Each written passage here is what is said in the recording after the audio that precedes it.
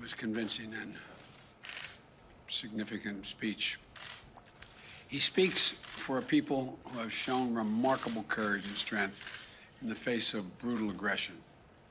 Courage and strength that's inspired not only the Ukrainians, but the entire world. Putin is inflicting appalling devastation and horror on Ukraine, bombing apartment buildings, maternity wards, hospitals. I mean, it's god-awful. I was speaking about this with our commander behind me here, General Milley. I mean, it just is amazing. Yesterday, we saw reports that Russian forces were holding hundreds of doctors and patients hostage in the largest hospital in Mariupol. These are atrocities. They're an outrage to the world. And the world is united in our support for Ukraine and our determination to make Putin pay a very heavy price. America is leading this effort, together with our allies and partners, providing enormous levels of security and humanitarian assistance that we're adding to today, and we're going to continue to do more in the days and weeks ahead. We're crippling Putin's economy with punishing sanctions that's going to only grow more painful over time, with the entire NATO and EU behind us and many other countries. What's at stake here are the principles that the United States and the United Nations and across the world stand for. It's about freedom. It's about the right of people to determine their own future. It's about making sure Ukraine will never be a victory for Putin, no matter what advances he makes on the battlefield. The American people are answering President Zelensky's call for more help, more weapons for Ukraine to defend itself, more tools to fight Russian aggression. And that's what we're doing. In fact, we started our assistance to Ukraine before this war began, as they started to do exercises along the Ukrainian border, the Russians, starting in March of last year. We took the threat of Putin invading very seriously and we acted on it.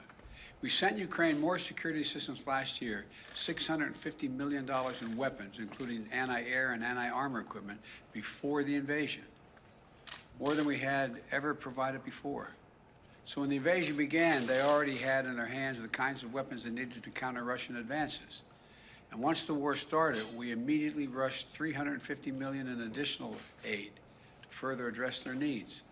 Hundreds of anti-air systems, thousands of anti-tank weapons, transport helicopters, armed patrol boats, and other high-mobility vehicles, radar systems that help track incoming artillery and unmanned drones, secure communications equipment and tactical gear, satellite imagery and analysis capacity.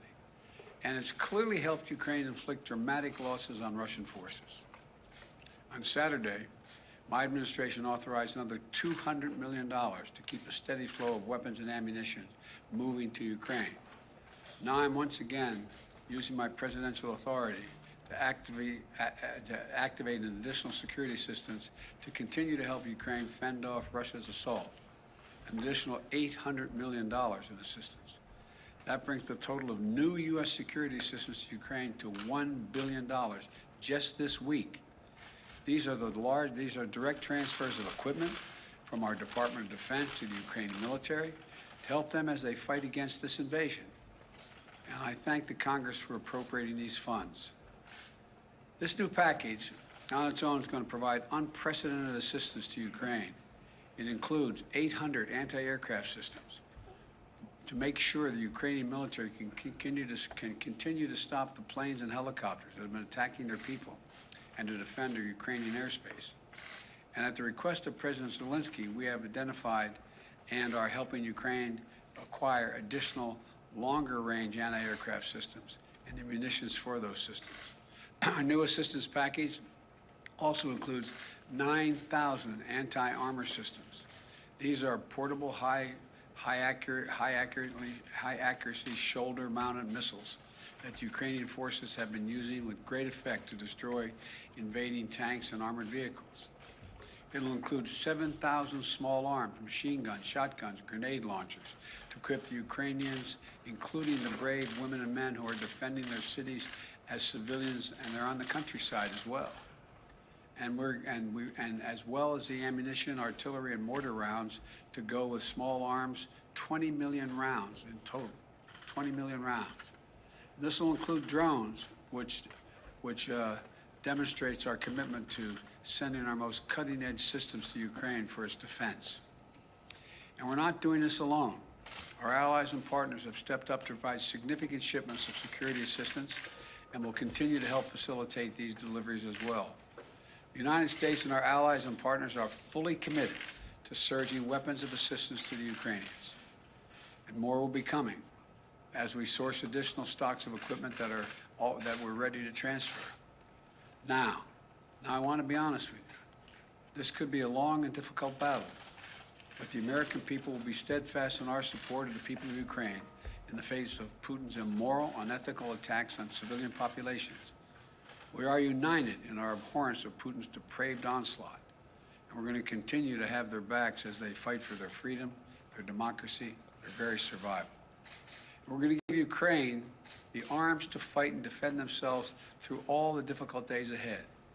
We're going to continue to mobilize humanitarian relief to support people within Ukraine and those who have been forced to flee Ukraine. In just the past few weeks, we provided $300 million of humanitarian assistance to the people in Ukraine and in neighboring countries. Tens of thousands of tons of food, water, medicine, and other basic supplies to support the people in need. Our experts on the ground in Poland and Moldova and other neighboring countries are there to make real-time assessments of the rapidly evolving crisis to get urgently needed humanitarian supplies to the people in need when they need it. And we will support Ukraine's economy with direct financial assistance as well. And together with our allies and partners, we will keep up the pressure on Putin's crumbling economy, isolating him on the global stage. That's our goal. Make Putin pay the price, weaken his position, while strengthening the hand of the Ukrainians on the battlefield and at the negotiating table. Together with our allies and partners, we're going to stay the course. And we'll do everything we can to push for and end this tragic, unnecessary war.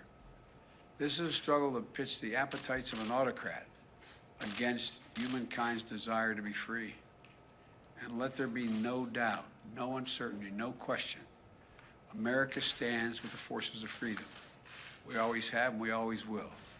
I thank you all and God bless you, and I'm going to walk over and sign this bill to allow the drawdown of those materials.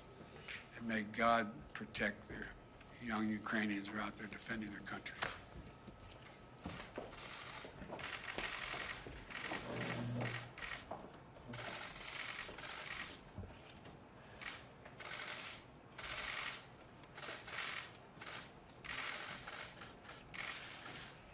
What I'm signing here is delegation authority under Section 506A1 of the Foreign Assistance Act of 1961, translated into plain English, a total of $800 million in defense efforts.